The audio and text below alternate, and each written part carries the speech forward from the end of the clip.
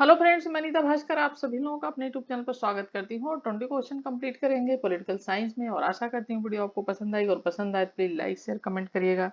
Channel पे अगर आप नए हैं तो जरूर सब्सक्राइब कर लें, जिससे आपको नई वीडियो की नोटिफिकेशन मिलती रहे। तो चलिए शुरू करते हैं। आने वाले आपके टीजीटी पीटी यूजीसी नेट सभी एग्जाम के लिए इंपॉर्टेंट क्वेश्चन है, तो सारे क्वेश्चन जरूर देखें। चलिए फर्स्ट क्वेश्चन पे चलते हैं और फर्स्ट क्वेश्चन है, निम्नलिखित में से कौन सा कथन सही नहीं है? आदर्शवाद उदारवाद के साथ सह विस्तृत है। आदर्शवादी उपागम में नैतिक मूल्यों की भूमिका पर बल दिया जाता है, बी ऑप्शन है। सी है, आदर्शवादी उपागम का लक्ष्य अंतर्राष्ट्रीय कानून द्वारा अंतर्राष्ट्रीय व्यवस्था में सुधार करना है। और डी है, आदर्शवाद अनिवार्यतः उदार अंतर्राष्ट्रवाद का एक परिवर्ती है। ठीक है।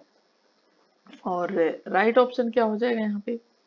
ऑप्शन ए हो जाएगा, आदर्शवाद उदारवाद के साथ सह विस्तृत है। ठीक है, ये क्या है? नहीं सही है। ठीक है, ये क्या है? सही नहीं है।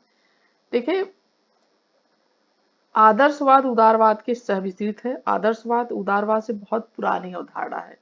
ठीक है, जो आदर्शवाद है वो उदारवाद की अपेक्षा यह क्या है? पुरानी अवधारणा है, इसलिए यह कथन सही नहीं है, बाकी सभी सही है। ठीक है। सेकेंड क्वेश्चन है, नव उदारवादी अपने लौकिकवादी ब्रह्मांड से अंतरराष्ट्रीय साम्राज्य सृजित करने की चेष्टा करते हैं, जो निम्नलिखित में से क्या अधिकतम करता है? प्रकृति का विवेकपूर्ण दोहन, बी है राष्ट्र प्रणाली की विवेकपूर्ण क्रियाशीलता, सी है शक्ति का विवेकपूर्ण प्रयुक्ति, और डी है शास्त्रों का विवेकपूर्ण उपयोग। ठीक है। सेकेंड क्वेश्चन और राइट ऑप्शन क्या हो जाएगा? ऑप्शन ए हो जाएगा, प्रकृति का विवेकपूर्ण दोहन। ठीक है।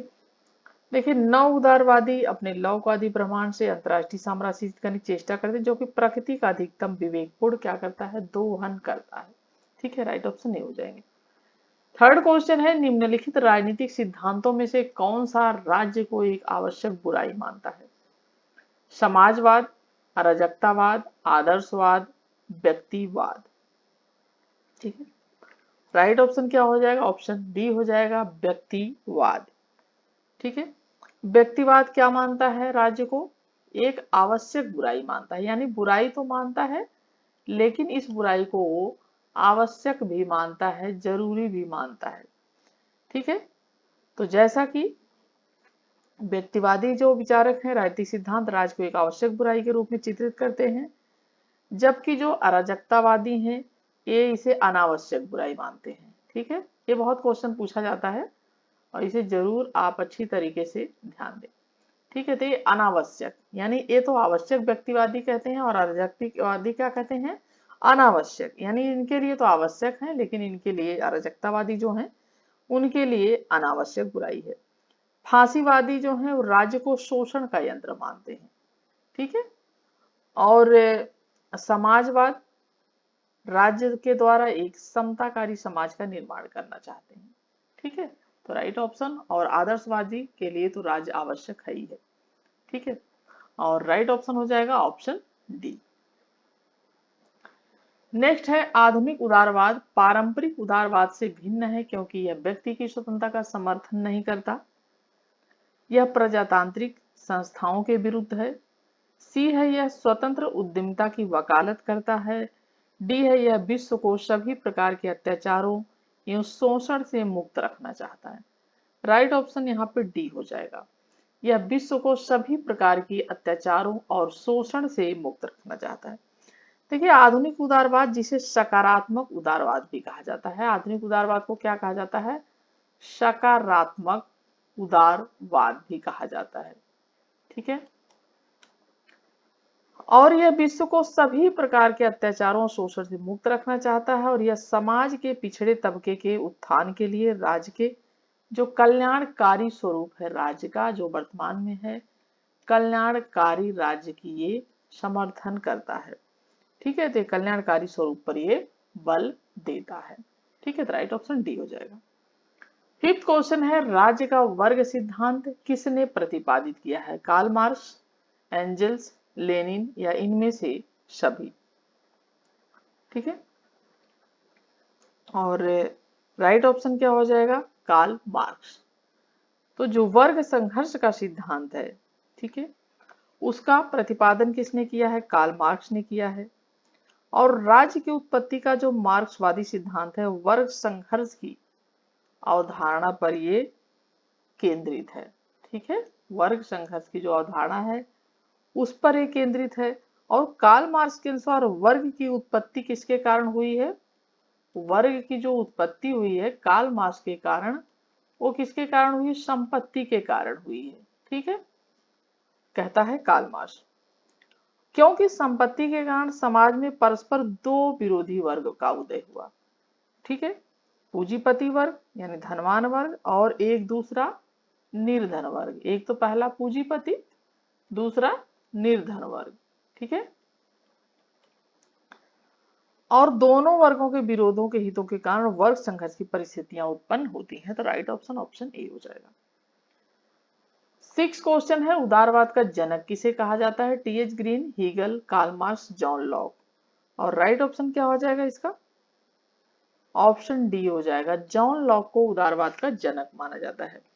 ठीक है, जॉन लॉक तो व्यक्तिवाद और उदारवाद दोनों का जनक कहा जाता है, क्योंकि वह मानव विवेक में आस्था रखते हैं। ठीक है, मानव को 3 प्राकृतिक अधिकार, जिसमें कि जीवन, स्वतंत्रता और संपत्ति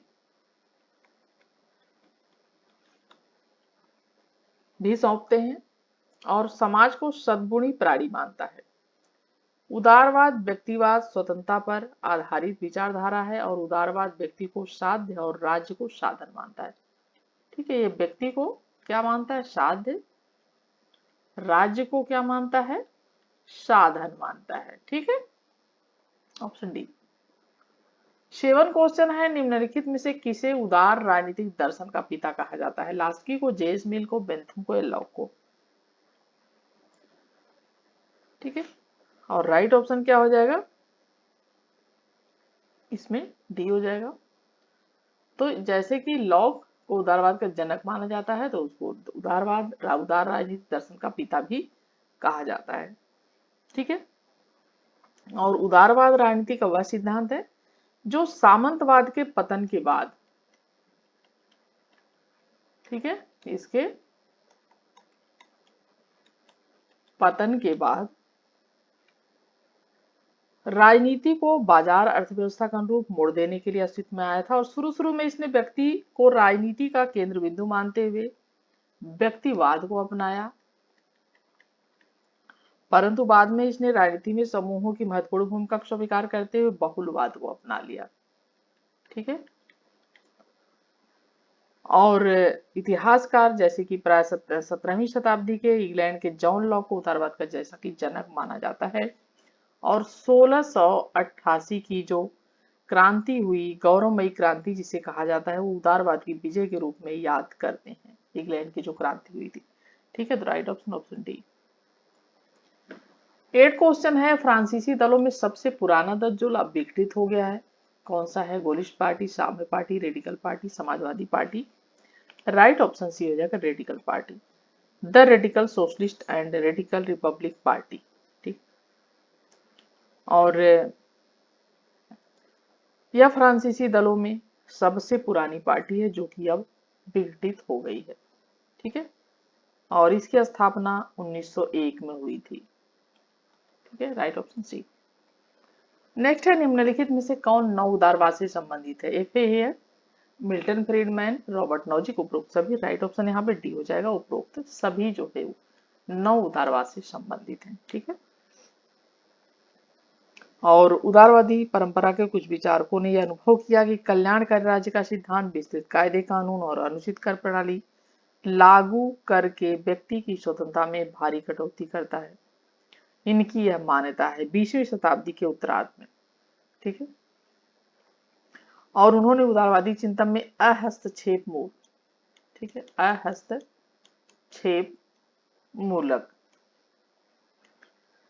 दृष्टिकोण को वापस लाने की वकालत की। ठीक है, तो सभी हैं, राइट ऑप्शन डी। 10 क्वेश्चन है, निम्नलिखित में से कौन सी फांसीवाद की एक विशेषता नहीं? एक व्यक्ति की तानाशाही में विश्वास, अंतर्राष्ट्रीयवाद का विरोध, लोकतांत्रिक संस्थान में अविश्वास, व्यक्तिवाद में विश्वास। राइट ऑप्शन यहाँ पे क्या है? ऑप्शन डी है, व्यक्तिवाद में विश्वास। फांसीवाद का जनक इटली के तानाशाह शासक मुसोलिनी को माना जाता है। ठीक है, किसको माना जाता है जनक? मुसोलिनी को। मुसोलिनी कहाँ का था? इटली का था। ठीक है, और फांसीवाद एक ऐसी राजनीतिक विचारधारा जो लोकतंत्र, उदारवाद, साम्यवाद तथा व्यक्तिवाद का विरोध करती है। और निरंकुशवाद तानाशाही, राष्ट्रवाद, युद्धवाद, सर्वाधिकारवाद तथा पूंजीवाद का ये क्या करती है? समर्थन करती है। ठीक है, तो व्यक्तिवाद में विश्वास नहीं करती है। नेक्स्ट है, निम्नलिखित में से कौन हस्तक्षेप की नीति में विश्वास करता है? व्यक्तिवाद, सर्वाधिकारवाद, आदर्शवाद या समाजवाद? राइट ऑप्शन ए हो जाएगा, व्यक्तिवाद हस्तक्षेप की नीति में विश्वास करता है। और हर्बर्ट स्पेंसर, मिल, नौजिक, हेयक, फ्रीडमैन आदि हस्तक्षेपवादी विचारक हैं। 12 क्वेश्चन है, नीचे दिए कूट से सही युग्म चुनना है। ठीक है, और फांसीवाद इटली मुसोलिनी, ना फांसीवाद जर्मनी हिटलर, नाजीवाद इटली मुसोलिनी, नाजीवाद जर्मनी हिटलर।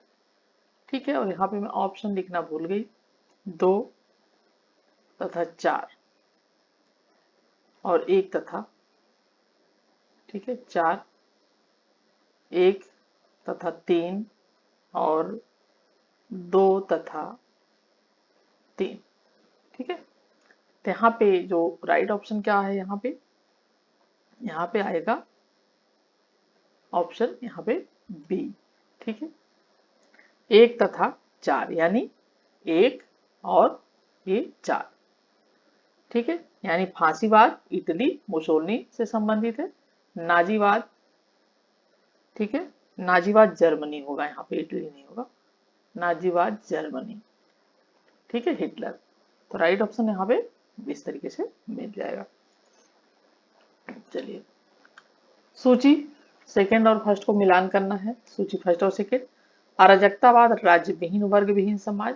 व्यक्तिवाद राज्य आवश्यक है, आदर्शवाद राज्य एक बुराई है, और मार्क्सवाद राज्य एक आवश्यक बुराई है। ठीक है, और इसमें जो है अराजकतावाद किससे मिल जाएगा? राज्य एक बुराई है। ठीक है, अराजकतावाद राज्य एक बुराई है, यहाँ पे आ जाएगा। ठीक है, व्यक्तिवाद राज्य एक आवश्यक बुराई है, यहाँ पे हो जाएगा, आवश्यक बुराई है। ठीक है, राज्य एक आवश्यक बुराई है, यहाँ पे आएगा डी पे। और आदर्शवाद राज्य आवश्यक है। ठीक है, ये यहाँ पे आ जाएगा। और मार्क्सवाद क्या कहता है? राज्य विहीन, वर्ग विहीन। ठीक है, ये ए हो जाएगा। ठीक है, तो यहाँ पे जो है यहाँ पे मिलान करना था, पर यहाँ पे भी मैं ऑप्शन भूल गई, थोड़ा मेरी तबीयत ही सही नहीं है और इस वजह से थोड़ा सा दिमाग से उतर गया। देखिए, यहाँ पे भी मैंने ऑप्शन नहीं लगाया है, लेकिन मैं मिला देती हूँ। अराजकतावाद राज्य एक बुराई है, यानी यहाँ पे आ जाएगा अराजकतावाद। ठीक है, और थोड़ा सा तबीयत ठीक हो जाती है तो फिर मैं आप लोगों को अच्छे से लेक्चर वीडियो भी कराती हूँ। और व्यक्तिवाद राज्य का आवश्यक बुराई है, ये हो जाएगा व्यक्तिवाद। ठीक है, और आदर्शवाद, ठीक है, राज्य आवश्यक है, ये आदर्शवाद हो जाएगा।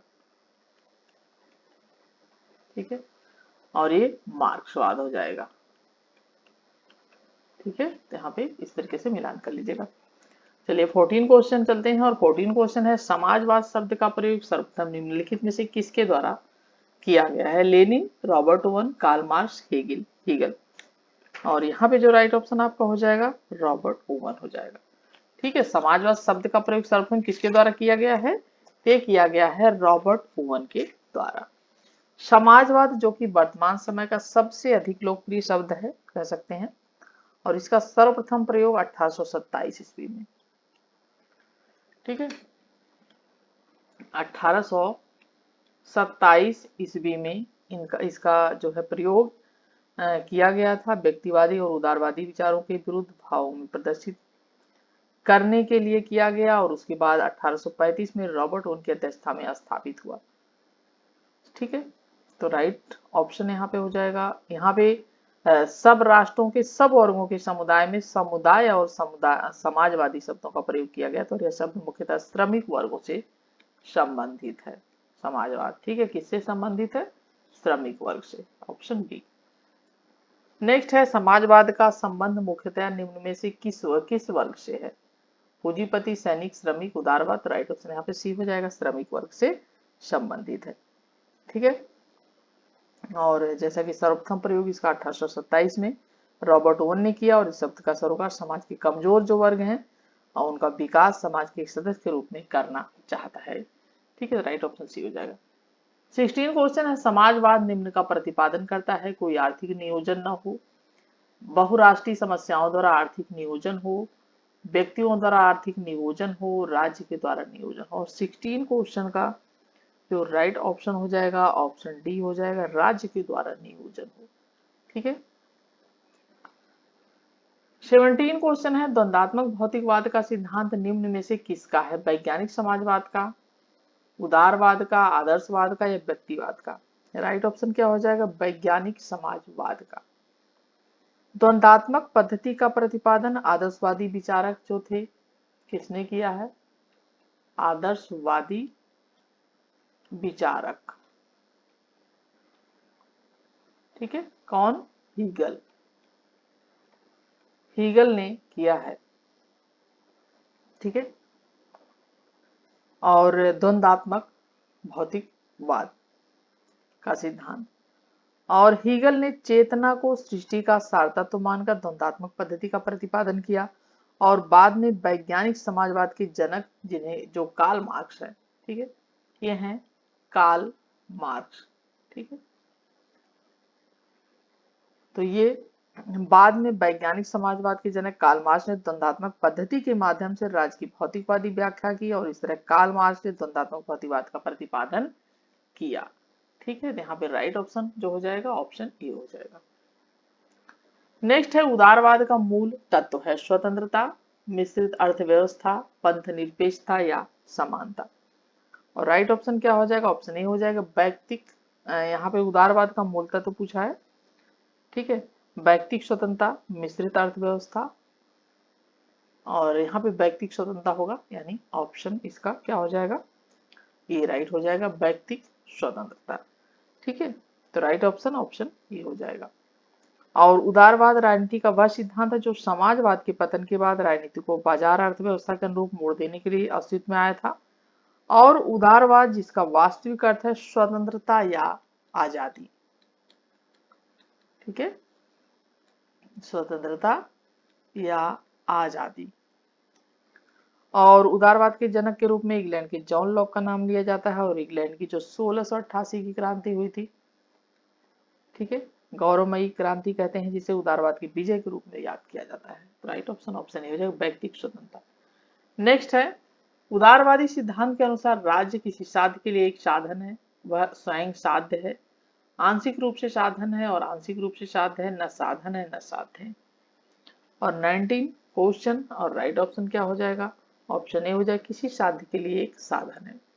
तो उदारवादी सिद्धांत के अनुसार राज्य क्या है? किसी साध्य के लिए एक साधन है। देखिए उदारवादियों का मूल आधार क्या है? व्यक्ति है। ठीक है, और वे व्यक्ति को साध्य मानकर ही आगे बढ़ते हैं। ठीक है, उनके अनुसार व्यक्ति का भौतिक, बौद्धिक और आध्यात्मिक कल्याण, उसकी रचनात्मक शक्तियों का विकास ही सबसे अधिक महत्वपूर्ण चीज है और समाज और राज्य तो साधन मात्र है। ठीक है, ये क्या मानते हैं? समाज और राज्य को साधन मानते हैं उदारवादी, और उनका महत्व उसी सीमा तक है जहां तक वे इस लिस्ट की पूर्ति में सहायक होते हैं। ठीक है, 20 और लास्ट क्वेश्चन है, निम्नांकित में से कौन सा दृष्टिकोण उदारवाद के सिद्धांत से संबंधित है? प्रतिस्पर्धी समूह, पराधीन वर्ग, वर्ग संघर्ष या वर्ग विहीन समाज। यहाँ पे राइट ऑप्शन क्या हो जाएगा? प्रतिस्पर्धी समूह। ठीक है, देखिए उदारवाद सामंतवाद के पतन के बाद जैसा कि राजनीतिक अर्थव्यवस्था के उसमें आया था अस्तित्व में, और प्रारंभ में व्यक्ति को केंद्र बिंदु मानकर व्यक्तिवाद को अपनाया, परंतु बाद में समूहों के महत्व को इन्होंने स्वीकार किया, और करते हुए इन्होंने किसको अपना लिया? बहुलवाद को अपना लिया। ठीक है, तो यहाँ पे जो राइट ऑप्शन हो जाएगा प्रतिस्पर्धी समूह। ठीक है, और 20 क्वेश्चन हमारे कंप्लीट होते हैं, और आशा करते हैं वीडियो आपके लिए हेल्पफुल रही होगी, पसंद आई होगी। और पसंद आए तो लाइक शेयर कमेंट करिएगा, चैनल पर नए तो सब्सक्राइब कर लीजिएगा। और इससे पहले की जो अगर वीडियो आपने नहीं देखी है तो प्लेलिस्ट में जाएंगे तो आपको सारी वीडियो मिल जाएगी। और अभी थोड़ा वीडियो मैं कम अपलोड कर पा रही हूँ क्योंकि तबीयत ठीक नहीं चल रही है। और फिर उसके बाद लेक्चर वीडियो भी कराती हूँ, जो कि आपके यूजी नेट के एग्जाम के लिए लेक्चर वीडियो बहुत ज़रूरी है। जब तक कि आप गहराई से नहीं पढ़ेंगे तब तक आपका नेट क्लियर नहीं हो पाएगा। और उसके साथ साथ आप बुक्स आदि भी पढ़ते रहें, किसी प्रकार का कोई समस्या आती है तो ज़रूर कमेंट करें। ठीक है, और अपनी तैयारी करते रहें। चलिए नेक्स्ट वीडियो मिलती हूँ आप सभी से, तब तक के लिए thank you for watching video.